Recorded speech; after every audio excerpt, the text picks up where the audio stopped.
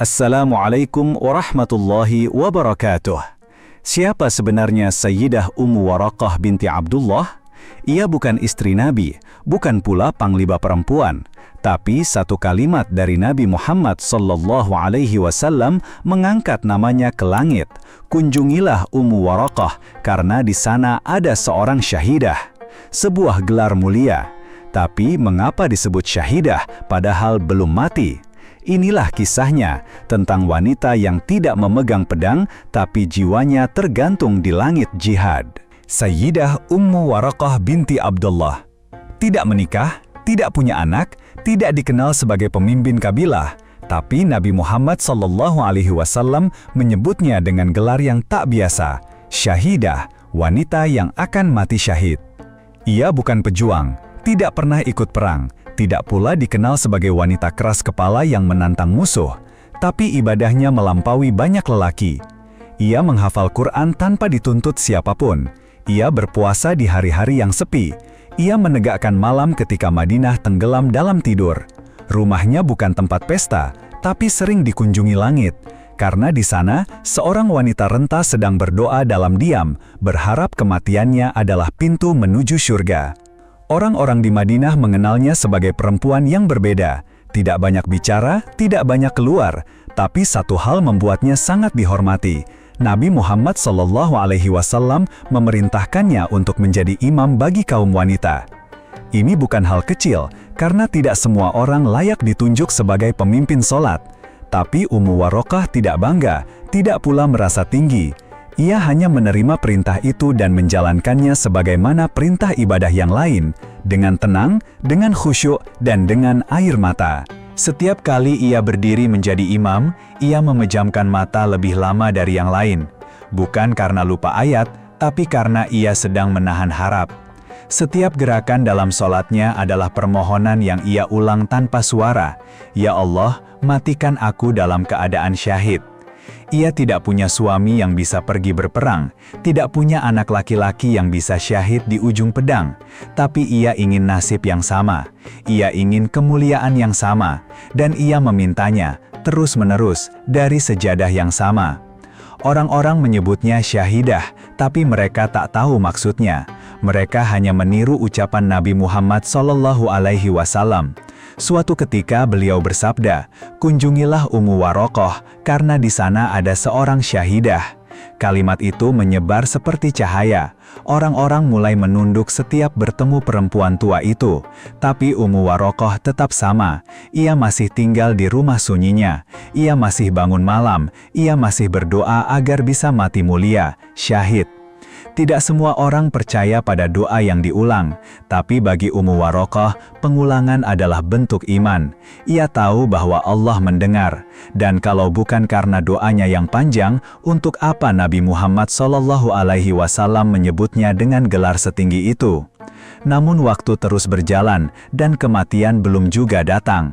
Ia tidak sakit, tidak pula lemah, tapi ia terus menunggu, seolah tahu bahwa sesuatu sedang disiapkan untuknya, sesuatu yang belum saatnya datang. Di malam-malam tertentu, ia menangis lebih lama. Tidak ada yang tahu apakah itu tangis rindu, atau tangis lelah menunggu. Tapi suara tangis itu hanya didengar dinding rumahnya sendiri. Tidak ada yang menyaksikan, tidak ada yang mencatat. Tapi langit mengerti. Ia bukan wanita sembarangan, dan tidak ada air mata yang sia-sia dari perempuan yang disebut syahidah oleh Nabi. Jika aku disebut syahidah, kapan syahid itu akan datang? Pagi itu, Madinah bergetar pelan, bukan karena angin, tapi karena barisan kaum muslimin yang mulai bersiap. Di kejauhan, suara langkah kaki terdengar bersahutan.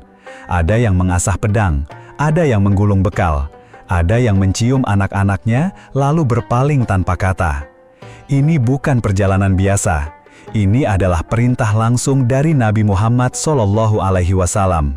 Tujuan mereka satu, Badar. Sayyidah Ummu Waraqah berdiri di ambang pintu. Ia tidak ikut berbaris, tapi matanya tidak bisa melepaskan pandangan dari arah pasukan itu.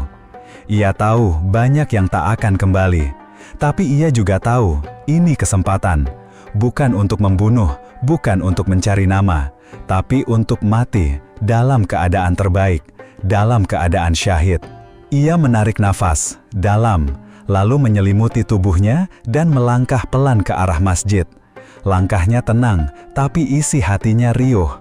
Ada sesuatu yang ingin ia sampaikan, bukan kepada siapapun, tapi hanya kepada satu orang, Nabi Muhammad. Di tengah kerumunan, ia maju. Para sahabat melihatnya membuka jalan. Perempuan tua itu berjalan lurus ke arah Rasulullah. Ketika sampai, ia menunduk lalu berkata, "Wahai Rasulullah, izinkan aku ikut." Suara itu lirih, tapi Nabi Muhammad SAW mendengarnya jelas. "Aku ingin ikut berperang," lanjutnya. "Aku tidak kuat, tapi aku bisa membawa air. Aku bisa mengobati yang terluka. Aku bisa menjaga yang jatuh. Izinkan aku ikut. Aku ingin mati bersama kalian." Nabi Muhammad SAW menatapnya. Matanya tidak berkedip. Di hadapannya berdiri seorang perempuan renta, tapi sorot matanya tidak tua. Tatapan itu kokoh, penuh tekad, tidak dibuat-buat, tidak bergetar. Para sahabat menunggu. Mereka tahu ini bukan permintaan biasa. Tapi Nabi Muhammad SAW perlahan berkata, "Tetaplah di rumahmu, wahai Ummu Warokoh. Sesungguhnya Allah akan memberimu syahid di rumahmu." Kalimat itu jatuh seperti hujan yang tidak disangka, pelan tapi menusuk ke dalam. Para sahabat saling pandang, tidak ada yang menanggapi, tidak ada yang bertanya. Karena semua tahu, kalimat dari Nabi Muhammad SAW bukan kalimat biasa. Ummu Warokoh diam, lama, tapi ia tidak membantah. Ia tidak bertanya ulang. Ia hanya menunduk lebih dalam, lalu mengucapkan, "Sami'na wa ata'na." Kami dengar dan kami taat. Langkahnya kembali pelan, tapi kali ini terasa berat. Ia berjalan pulang melewati jalan yang sama. Tapi rasa di dadanya tidak sama. Ada sesuatu yang baru, harapan yang tertahan. Dan ketika sampai di rumah, ia menutup pintu. Ia duduk, ia menatap langit-langit, lalu ia menangis. Bukan karena ditolak, tapi karena ia tidak tahu bagaimana caranya menunggu janji seperti itu. Syahid, di rumah. Siang itu, suara Quran dari rumahnya tidak terdengar. Bukan karena ia tidak membaca, tapi karena ia sedang menahan tangis. Ia ingin ikut, ia ingin menjadi bagian dari sejarah. Ia ingin mati dengan luka, tapi yang ia terima justru penantian. Tapi, ia tidak menyalahkan siapapun. Ia tetap percaya, karena jika Nabi Muhammad SAW yang berkata, maka itu bukan sekedar kata, itu janji, itu kepastian. Malamnya, ia mengambil mushaf, ia buka perlahan. Tangannya bergetar. Ia membaca ayat yang biasa ia ulang, tapi kali ini nadanya lebih berat, lebih lambat. "Wala tahsabanna alladhina qutilu fi sabilillahi amwatan, bal ahya'un 'inda rabbihim yurzaqun." Jangan kamu kira orang-orang yang terbunuh di jalan Allah itu mati. Mereka hidup di sisi Tuhannya dan diberi rizki. Berkali-kali, mungkin untuk menenangkan diri, mungkin untuk meyakinkan diri bahwa janji itu nyata, bahwa penantian itu tidak sia-sia. Tapi dalam hatinya ada sesuatu yang tidak bisa ia usir, rasa sepi. Bukan sepi karena sendiri, tapi sepi karena tidak bisa ikut, karena tidak bisa berdiri di antara para syuhada, karena harus menunggu di rumah yang sama, dengan dinding yang sama, dengan lantai yang sama, sampai janji itu menjemput. Ia tidur lebih awal malam itu, tapi sebelum memejamkan mata, ia berdoa dengan suara lirih yang hanya didengar Allah. "Wahai Robku, jangan buat aku ragu, jangan biarkan aku menyesal karena taat. Dan jika syahidku di rumah, maka dekatkan rumah ini kepada surga." Rumah yang terasa sempit itu tetap berdiri di sudut Madinah yang tenang, tidak berubah dari luar. Tapi di dalamnya, sesuatu mulai tumbuh tanpa suara. Sayyidah Ummu Waraqah tak pernah bicara soal beban, tapi setelah penolakan lembut dari Nabi Muhammad SAW, ia mulai lebih banyak diam. Ia tetap bangun malam, tetap mengimami para wanita, tapi rasa kehilangan karena tidak bisa ikut jihad menjelma jadi ketenangan palsu. Ia mulai lebih sibuk dengan ibadahnya sendiri, dan mungkin karena itu pula ia tak terlalu memperhatikan dua orang yang tinggal bersamanya. Mereka bukan orang asing, seorang lelaki dan seorang perempuan yang sebelumnya adalah budaknya. Tapi sejak beberapa waktu lalu, ia merdekakan mereka. Bukan karena tekanan siapa-siapa, tapi karena rasa kasih. Sayyidah Ummu Waraqah menganggap mereka seperti anak. Ia tahu bahwa tidak semua budak bisa menjadi keluarga, tapi ia ingin membuktikan bahwa kasih bisa melampaui status. Maka ia bebaskan mereka dengan satu syarat, tetap tinggal dan membantu seperlunya. Mereka tinggal, tapi tidak semuanya tetap. Lelaki itu, yang dulunya paling sering membantu mengambil air, kini lebih banyak duduk diam di luar rumah. Tatapannya kosong, langkahnya berat, seakan hari-hari di rumah itu membebani pikirannya. Perempuan itu pun tak lagi ramah, gerak tubuhnya cepat, seolah ingin menyelesaikan tugas tanpa berbicara. Wajahnya jarang menoleh ke arah Sayyidah Ummu Waraqah, bahkan saat diberi makanan. Tapi sang tuan tidak menegur, tidak merasa terganggu, karena ia tidak menyimpan kecurigaan sedikit pun. Baginya, ini rumah ibadah, rumah yang bersih dari niat buruk. Dan malam punya mata sendiri. Dan rumah itu mulai menyimpan gelapnya. Perubahan-perubahan kecil tidak mencolok, tapi bila dikumpulkan cukup membuat orang awam curiga. Pintu dapur yang tidak ditutup rapat, sisa roti yang hilang lebih cepat dari biasanya, suara langkah yang lebih sering terdengar saat semua tidur. Tapi Sayyidah Ummu Waraqah tidak menyadarinya. Ia terlalu larut dalam zikirnya, dalam doa-doa panjangnya, dalam rintihannya kepada Allah. Di luar rumah, langit Madinah sering mendung pada malam hari. Angin bertiup pelan, membawa debu dan daun kering ke depan tangga. Tapi di dalam rumah itu, ada percakapan yang tidak pernah didengar siapapun. "Kita tidak akan tahan selamanya," kata budak laki-laki itu, duduk di dekat tungku yang mati. "Aku tahu," jawab si perempuan. "Tapi kalau pergi begitu saja, dia bisa laporkan kita, dan kita kembali jadi budak. Lalu bagaimana? Kita harus pastikan tak ada yang menghalangi. Termasuk dia." Perempuan itu diam sebentar, lalu mengangguk. Termasuk dia. Malam itu, mereka tidak membaca Quran, tidak ikut sholat, tapi wajah mereka lebih tenang dari biasanya. Tenang, seperti air yang hendak pecah. Sementara itu, Sayyidah Ummu Waraqah tidak tahu apa-apa. Ia duduk bersandar di dinding, mushaf di pangkuannya. Ayat yang dibaca tidak lantang, tapi ia ulangi dengan lirih. Bibirnya bergetar pelan, matanya basah. Ia tidak sedang sedih, ia sedang menunggu syahid yang dijanjikan. Tapi ia tidak tahu bahwa syahid yang datang tidak selalu dalam bentuk yang ia duga. Ia berjalan menuju kamarnya, menggulung sejadah, menyimpan lampu minyak dan mengunci pintu. Ia tidak curiga, tidak merasa sedang diintai, tidak pernah menoleh ke arah dua orang yang kini tidur terlalu dekat dengan pintu keluar. Malam makin dalam, bintang-bintang perlahan ditutup kabut tipis, suara angin merayap lewat celah dinding, tapi rumah itu tetap sunyi, tidak ada satupun yang bergerak, semua seperti tertidur. Tapi sebenarnya, satu persatu mata yang terpejam sedang menyimpan rencana. Dan saat semuanya seakan tenang, satu suara kecil muncul di hati. Apa yang sedang mereka pikirkan? Fajar naik pelan, tidak tergesa. Awan tipis menggantung di atas kota Madinah. Langkah-langkah orang menuju masjid mulai terdengar pelan.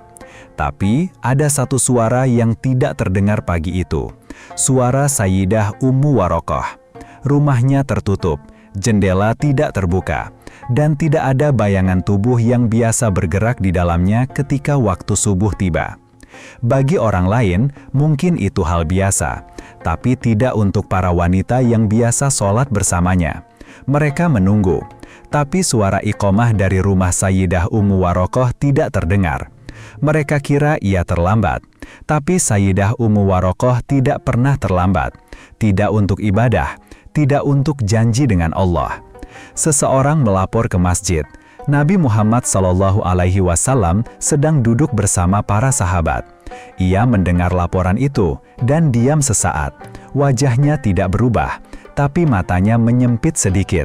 Lalu beliau berkata, "Pergilah ke rumah Ummu Warokoh, lihat keadaannya." Beberapa sahabat berjalan cepat menuju rumah di sudut Madinah itu. Mereka mengetuk pintu, tidak ada sahutan. Mereka panggil nama tuannya, tidak ada suara, tidak juga langkah tergesa. Hening, terlalu hening untuk waktu subuh. Pintu diketuk lebih keras, masih tidak ada balasan. Akhirnya salah satu dari mereka menoleh ke yang lain dan berkata pelan, "Ini tidak biasa, kita dobrak." Dan pintu itu pun terbuka dengan dentuman kecil. Kayunya lapuk, engselnya tua. Tapi yang lebih tua dari itu adalah kesunyian yang menyambut mereka. Mereka masuk pelan. Ruang depan masih seperti kemarin. Sejadah tergulung, lentera mati. Tak ada jejak orang bangun pagi. Mereka panggil lagi namanya. Masih tidak ada jawaban. Lalu mereka menuju kamar. Di sana, di sudut ruang yang sempit, mereka melihat tubuhnya. Terbaring, diam, tidak berselimut. Tapi juga tidak berantakan, seolah hanya tidur. Tapi matanya tidak terbuka, dan dadanya tidak naik turun. Tidak ada darah, tidak ada luka, tapi tubuh itu sudah dingin. Salah satu dari mereka mendekat, menyentuh pelipisnya, lalu menunduk dan mengucapkan kalimat pelan, "Inna lillahi wa inna ilaihi roji'un." Berita itu kembali ke masjid. Nabi Muhammad SAW mendengar, berdiri, lalu berjalan menuju rumah itu. Para sahabat ikut di belakang. Jalan yang biasanya sunyi pagi itu terasa berat.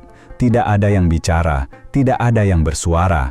Dan ketika Nabi Muhammad SAW sampai di depan rumah itu, beliau tidak langsung masuk, tapi menatap pintu sejenak, lalu menarik nafas. Beliau masuk dan berdiri di sisi jenazah.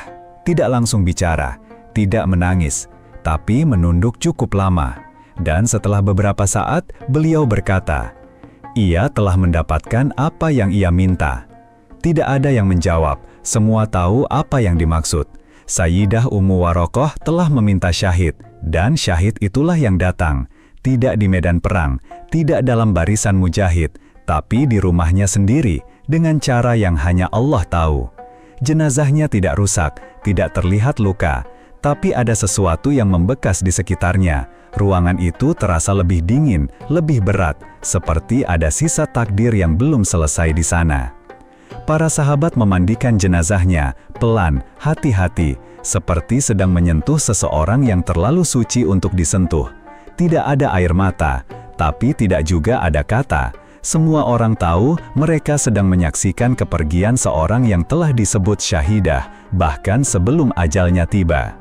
Hari itu Madinah tidak ramai, tapi orang-orang datang, bukan karena undangan, tapi karena rasa, karena doa yang pernah mereka dengar dari mulutnya, karena Quran yang pernah ia bacakan dalam gelap, karena suaranya yang tak lagi terdengar membuat pagi terasa lebih hampa dari biasanya. Tidak ada yang tahu bagaimana ia wafat, tapi Nabi Muhammad SAW tidak menanyakan sebabnya, karena bagi beliau yang penting adalah bagaimana seseorang hidup dan bagaimana ia menyambut mati. Dan Sayyidah Ummu Warokoh menyambutnya dengan tenang, dengan iman, dengan tubuh yang bersih dari keluh dan wajah yang damai, seolah ia tidak pernah merasa dikhianati siapapun. Tidak ada yang tahu bahwa kebaikannya telah membungkus sebuah pengkhianatan. Tapi untuk hari itu, tidak ada yang bertanya, tidak ada yang menyelidiki. Karena pagi itu, yang tersisa hanya satu hal, kepergian. Dan satu kenyataan yang tidak semua orang punya kesempatan untuk mendengarnya langsung dari Nabi Muhammad SAW. Ia telah mendapatkan apa yang ia minta. Dan di langit, mungkin subuh itu tidak hanya disambut azan, tapi juga sambutan untuk seorang syahidah yang wafat di tempat yang dijanjikan, rumahnya, yang kini terasa lebih sunyi dari sebelumnya, tapi juga lebih dekat ke surga. Wajah Sayyidah Ummu Warokoh sudah dikafani. Jenazahnya telah dikuburkan. Doa-doa panjang dipanjatkan. Tapi di antara ribuan kalimat pujian dan permohonan, tak satu pun menyebut nama dua orang yang tinggal bersamanya. Lelaki dan perempuan yang pernah ia bebaskan. Yang ia beri makan tanpa hitung. Yang ia rawat seperti darah daging sendiri. Yang ia percayai lebih dari yang seharusnya. Dan kini lenyap seperti tak pernah ada. Tapi tidak ada yang bisa menghindar dari mata Allah, tidak juga mereka. Beberapa hari setelah kematian itu, sebuah kabar menyusul. Dua orang tertangkap di padang yang jauh, tak membawa bekal, tak membawa alasan. Mereka hanya berjalan cepat dan diam, hingga salah seorang dari penduduk Madinah mengenali wajah lelaki itu, budak yang dulu selalu membawa air untuk majikannya. Maka mereka dibawa kembali ke kota, diserahkan kepada para sahabat, dan yang semula hanya dugaan, akhirnya diucapkan sendiri dari mulut pelakunya. Mereka mengaku, tanpa dipaksa, tanpa alasan yang mulia. Kami membunuhnya, kata mereka. Kami tidak ingin terikat, kami ingin pergi tanpa beban, dan kami tahu jika ia hidup, kami tak bisa lari jauh. Itu saja, tidak ada dendam, tidak ada kemarahan. Hanya keinginan untuk lepas dari kebaikan yang terlalu besar. Tapi justru disitulah letaknya luka. Sayyidah Ummu Warokoh tidak mengurung mereka, tidak mengekang, tidak pernah memaksa. Ia hanya mencintai mereka seperti anak, tapi kasih yang ia beri dibalas mati. Nabi Muhammad SAW mendengar pengakuan itu.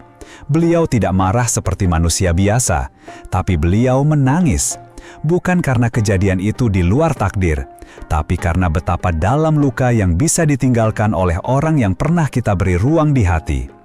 Beliau bersabda, sebagaimana diriwayatkan oleh Imam Ahmad dan Ibnu Majah, kunjungi Ummu Warokoh karena dia adalah syahidah. Dan ketika beliau berdiri di depan kuburannya, beliau berkata, Allah telah memperlihatkan padaku bahwa Ummu Warokoh telah mendapatkan syahidnya. Orang-orang terdiam. Tidak semua bisa menangkap makna kalimat itu. Tapi bagi mereka yang mengerti, itu bukan sekedar pujian. Itu pengangkatan derajat. Bahwa seseorang yang wafat tanpa senjata bisa lebih mulia dari yang gugur di medan pertempuran.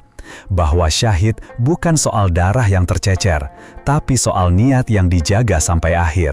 Dan nama Sayyidah Ummu Warokoh pun berubah dari kenangan menjadi teladan.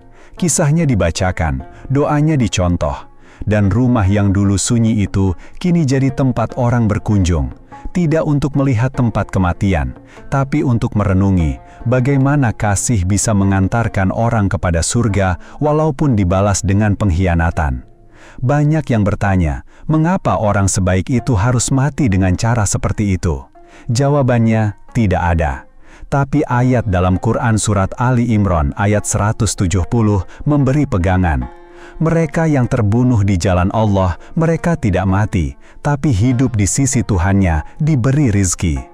Sayyidah Ummu Warokoh tidak pernah melihat musuh, tapi ia diserang oleh orang yang tinggal di dalam rumahnya. Ia tidak pernah memukul, tapi ia dipukul oleh mereka yang dulu ia suapi. Ia tidak pernah meminta, tapi nyawanya dibayar dengan kepergian orang-orang yang ia percaya. Itulah sebabnya, syahidnya lebih dalam dari sekedar mati. Ia wafat dalam keadaan percaya, dalam keadaan memberi, dalam keadaan tidak menyimpan dendam, bahkan saat nyawanya diambil. Dan disitulah letak keagungan yang tak bisa dijelaskan dengan kata. Mereka yang membunuhnya menjalani hukuman mereka, tapi tak satu pun dari mereka bisa menghapus bekas luka itu, karena yang mereka bunuh bukan hanya tubuh, tapi sebuah ketulusan yang langka, dan langit mencatatnya. Terima kasih telah menyimak kisah ini di Lauhul Mahfudz, tempat di mana setiap cerita bukan hanya sejarah, tapi juga cermin untuk jiwa kita hari ini. Jika kisah ini menyentuh hati dan membuka mata, jangan lupa tekan tombol subscribe, aktifkan loncengnya, dan bagikan ke sahabatmu, agar semakin banyak yang mengenal kisah para tokoh mulia dan mengambil pelajaran dari jejak-jejak yang tak pernah lekang oleh waktu. Sampai jumpa di kisah berikutnya. Semoga Allah menjaga hati kita, seperti Ia menjaga para kekasihnya. Wassalamualaikum warahmatullahi wabarakatuh.